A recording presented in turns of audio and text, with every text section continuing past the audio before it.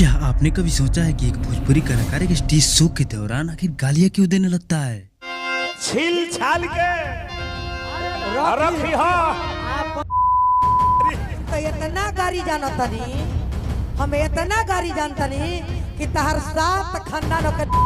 क्या फिर आपने कभी ये सोचने की कोशिश की है कि एक भोजपुरी कलाकार एक दूसरे के ऊपर एक स्टेज शो के दौरान आखिर गलत गलत टिप्पणियां क्यों करते हैं? रोजो सोहर होई ऐसे हमरा क्षमता बस सोहर गवावे के।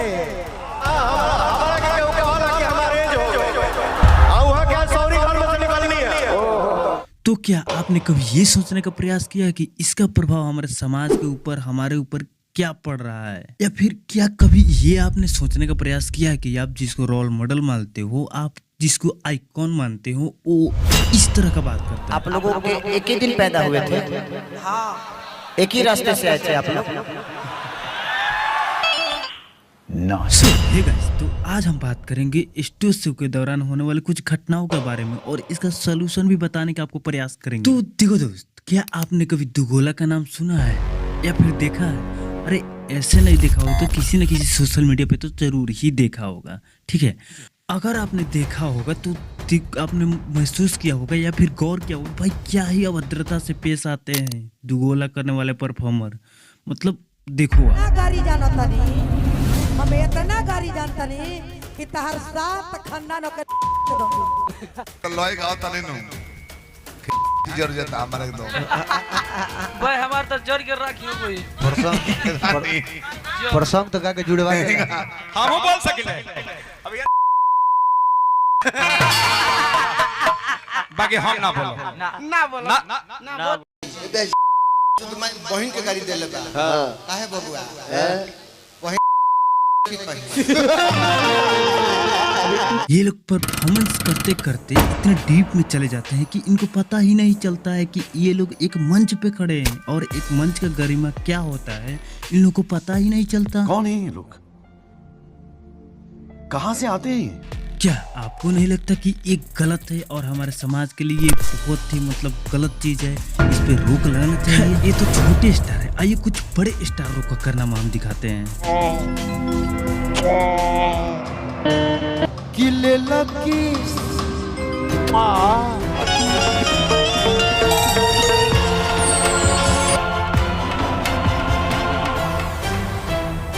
देखो, एक स्टेज जो होता है वो एक पब्लिक मंच होता है, लेकिन कुछ स्टार उस पे खड़े होकर पर्सनल डिस्कशन करने लगते हैं। हम चाहे तो हर 9 महीना पर सोहर गवा दी अपना घर में।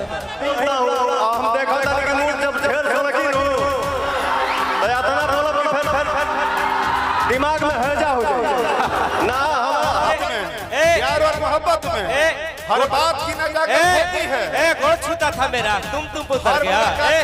हीरो गोड़ छूता था मेरा, तुम पे उतर गया। हटाओ हाथ हटाओ, तुम पे उतर गया।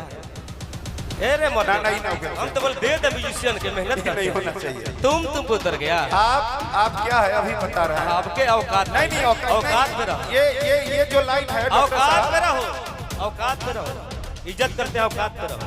सही आदमी है। हम लाइव आके नहीं बोलते हैं कि मैंने ये किया, मैंने वो किया। अरे यार हाई भाई हाई होता हाउ होता। अरे यार तोहनी के क्या करवा सा? जो पवन सिंह ने कर दिया है ना उसी पे रेंगे हो। जो पवन सिंह ने किया उसी पे रेंग रहे हो और जो पवन सिंह करेगा उसी पे रेंगोगे। पहला ब्रांड पवन सिंह ही है, किसी का भी नाम आएगा पवन सिंह के बाद आएगा। भाई भोजपुरी स्टार जो हैं स्टेज शो के दौरान भाई ज्यादातर ये पर्सनल डिस्कशन ही करते हैं एंटरटेनमेंट के नाम पे। कंट्रोवर्सी में नहीं रहना चाहती हूँ, स्टार्टिंग आप ही नहीं, हम भी नहीं कर रहे हैं, लेकिन भैया मत कहिए। नहीं, मेरा मर्जी, हम आपको गाली थोड़ी दे रहे हैं, हम तो भैया ही बोल रहे हैं ना। तो हमनी के जात नहीं जाओ, हमनी के भैया घर है।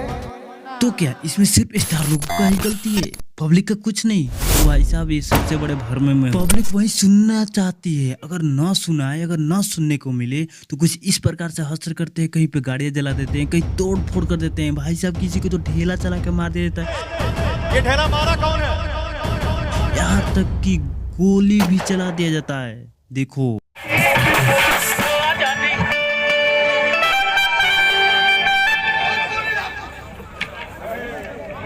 क्या हो खाली खराब बतिया बताओ तारा अच्छा चीज बतिया के बताइयो छोटो बा। अरे हाँ हाँ बिल्कुल बताऊंगा, क्यों नहीं। ओके आ जाओ, कुछ अच्छा चीज दिखाते हैं उसी मंच के दौरान, उसी स्टेज शो के दौरान। जैसे कि पहला क्लिप ये रितेश पांडे का देखिए।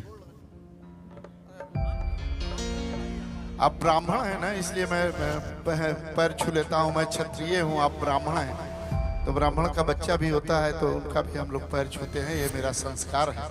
इसलिए कई लोग कहते हैं कि आप पैर काहे छू लेते हैं पंडित जी, कोई छोटा बच्चा, लेकिन हम लोगों के यहाँ संस्कार दिया गया है कि ब्राह्मण के घर का बच्चा भी होगा तो हम। और हम लोग के घर ये भी संस्कार दिया गया है कि कलाकार की कोई जात नहीं होती। ठीक है, तो आप बड़े हैं, आदरणीय हैं, प्लीज ऐसा पाप मत चढ़ाइएगा आगे से। अब आप लोग बोलिएगा कि भाई रितेश पांडे क्या दूध का धूला है, तो नहीं है, बिल्कुल नहीं है। लेकिन मैं क्या दिखाने का प्रयास कर रहा हूँ वो आप लोग समझे नहीं, अभी समझाता हूँ।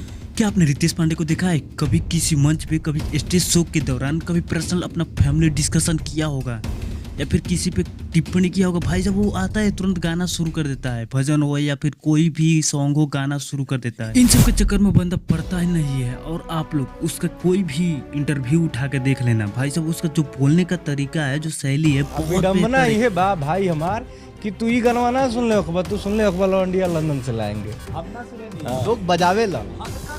ये कहत बा नहीं कि विडम्बना भाई ये विडम्बना बा। इन सभी पॉइंट ऑफ व्यू का मतलब एक ही है, एजुकेशन एंड लिटरेचर। अगर इस चीज को कोई नहीं समझा तो भाई वो सब जाहिल का जाहिल ही रहेगा, उसका कुछ नहीं हो। बस मेरे कहने का बस एक ही पॉइंट ऑफ व्यू है कि भाई लोग शिक्षा के अभाव में क्या क्या कर जाते हैं, क्या क्या लोग बोल जाते हैं, कैसे कैसे लोग डिस्कशन करने लगते हैं एक पब्लिक मंच पे खड़े होके।